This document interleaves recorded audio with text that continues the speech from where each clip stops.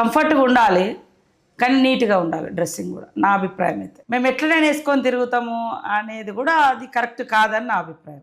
Social మీడియాలో ఇప్పుడు బాగా డిస్కషన్ నడుస్తుంది ఏంటంటే, మహిళల వస్త్రధారణ గురించి బాగా డిస్కషన్ నడుస్తుంది. మీరు కూడా వినే ఉంటారు, లేకపోతే చూసే ఉంటారు. కొందరేమో మహిళలు వస్త్రధారణ విషయంలో కొందరేమో పద్ధతి, సంప్రదాయాలు అంటున్నారు. ఇంకొకళ్ళు స్వేచ్ఛ, స్వాతంత్రం అంటున్నారు. సో తెలంగాణలో ఉమెన్ అండ్ చైల్డ్ వెల్ఫేర్ మినిస్టర్గా ఈ పద్ధతి మీద కానీ, ఇప్పుడు జరుగుతున్న ఈ డిస్కషన్ మీద కానీ ఏం చెప్పదలుచుకున్నారు? వాస్తవానికి ఎటు ఎక్స్ట్రీమ్ పోవద్దు.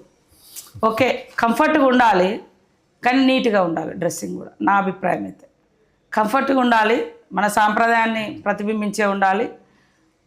మనము నేను ఎట్లయినా ఉంటాను, నువ్వేమన్నా ఇట్లా వద్దు నా అభిప్రాయం. నేను మహిళగా చాలామందికి కోపం ఉండొచ్చు. సరే, నా వస్త్రధారణ అయితే ఇట్లా ఉండాలి. మా పిల్లలది కూడా ఎప్పుడు నిండుగా ఉండాలి, మంచిగా ఉండాలి, డిగ్నిటీగా, డీసెంట్స్గా ఉండాలనే చెప్తాము. దాని మూలంగా మేము ఎట్లనే వేసుకొని తిరుగుతాము అనేది కూడా అది కరెక్ట్ కాదని నా అభిప్రాయం. అవతలోడు కూడా డీసెంట్గా ఆలోచించాలి. మన ఇంట్లో అమ్మాయి లాగానే బయట అమ్మాయిని కూడా మనం చూసుకోవాలి. At the same time dressing అనేది కూడా అందరినీ అంటే కంఫర్ట్గా ఉండాలి, నీట్గా ఉండాలనేది నా అభిప్రాయం.